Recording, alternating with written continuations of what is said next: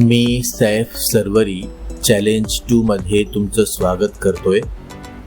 हे चॅलेंजेस आम्ही डिझाईन केलेले आहेत तुम्हाला इंग्रजीमध्ये फ्लुएन्सी मिळावी या उद्देशाने. फुल व्हर्जन्ससाठी तुम्ही आमचा course easy English acquisition simplified for you join करू शकता. चॅलेंज 2चं नाव आहे फास्टर दॅन द फिरंगीज. फिरंगीज परतलेले आहेत आणि पुन्हा आपल्यावर राज्य करण्याची इच्छा बाळगत आहेत.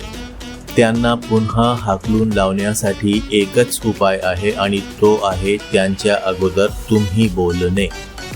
ही एक जॉयफुल ॲक्टिव्हिटी आहे आणि मला खात्री आहे की तुम्हाला निश्चितच ही आवडेल.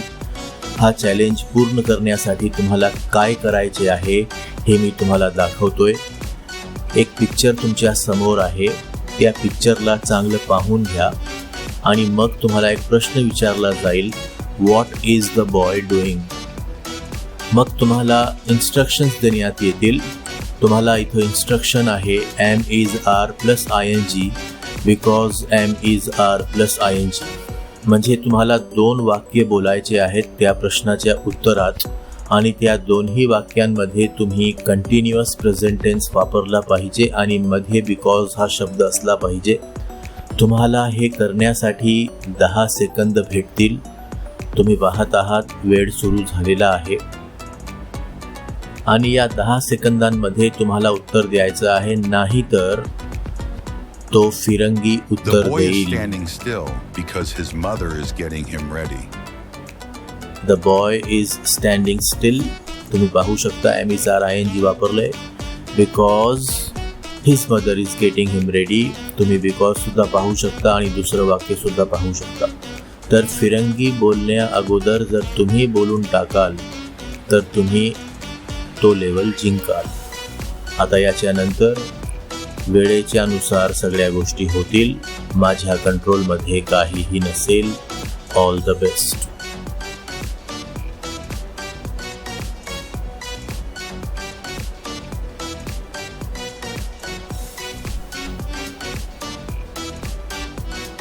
सोपा लेवल आहे. बहुतेक अनेकांची उत्तरं तयार सुद्धा झाली असतील. थोडी लांब उत्तरं तयार करा. It is on the floor near mom's legs. थोडी लांब उत्तरं तयार करून बोलत जा. All the best.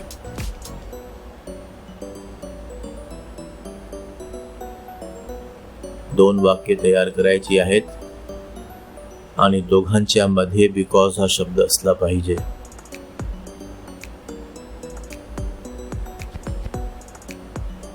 Mom is readying her son's uniform because he is going to school.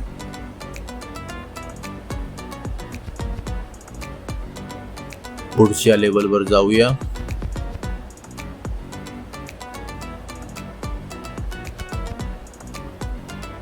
एका वाक्यात आय एन जी वापरायचं आहे आणि दुसऱ्या वाक्यात वर्ब न घेता बोलायचं आहे. प्रयत्न करा. मुलाच्या हातांबद्दल बोला.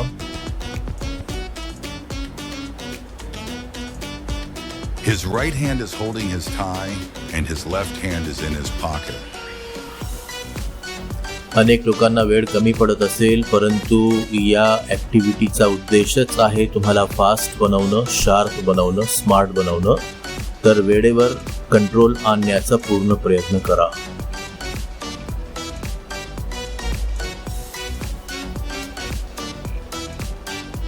तुम्हाला 3 वाक्य बनवायची आहेत. 3ही वाक्य देअरने सुरू झाली पाहिजेत आणि इज किंवा आर वापरण्यात आलं पाहिजे.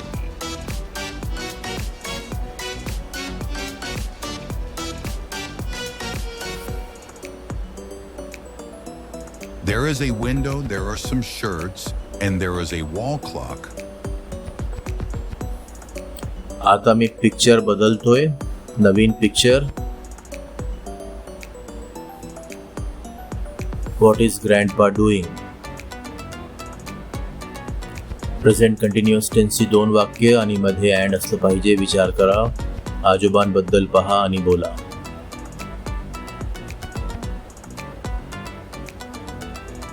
He is sitting on a chair and reading news to the kids.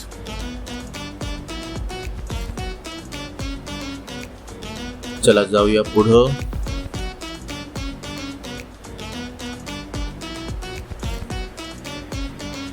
तुम्हाला ॲमिजारने 2 आणि हॅव हॅजने 2 अशी टोटल 4 वाक्ये बोलायची आहेत 10 सेकंदांमध्ये.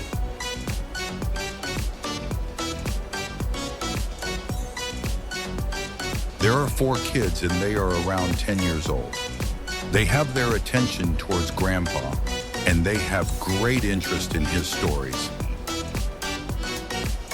पुढच्या स्लाइडवर जाण्या अगोदर पहा कशी वाक्य बनत आहेत. पहिलं वाक्य आरनं बनलेलं आहे, देअर आर 4 किड्स. दुसरं वाक्य सुद्धा आरनं बनलंय and they are around 10 years old. तिसरं वाक्य हॅवनं बनलंय, they have their attention towards grandpa. आणि चौथं वाक्य सुद्धा हॅवनं बनलंय and they have great interest in his stories. तर आपण जी डिमांड करण्यात येत आहे ती पूर्ण करू शकतो जर आपण थोडं डोकं वापरलं तर. चला जाऊया पुढं. पुन्हा मी picture बदलतोय.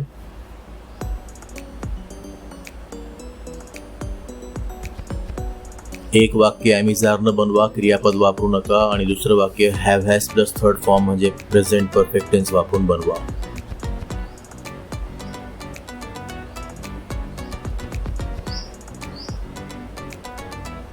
The kids are happy because a new madam has come to teach them. मध्ये बिकॉज वापरायचं होतं जसं इथे वापरण्यात आलेलं आहे. आणि आता शेवटची स्लाइड तुमच्या समोर येत आहे.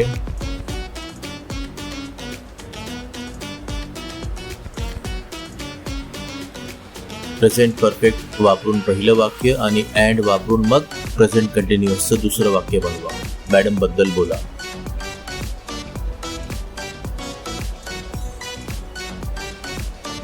She has worn a pink sari and she is holding a register and a book in her hand.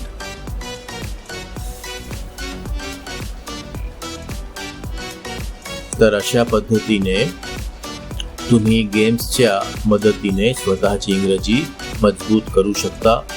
तुम्हीच नाही तर तुमची पूर्ण फॅमिली. आता वाट पाहू नका, वाट लावा इंग्रजीच्या भूताची आणि बोलण्याच्या भीतीची, तीही कायमची. इझी जॉईन करा आणि इंग्रजीत बोलणं इझी करा. English acquisition simplified for you. Thank you very much.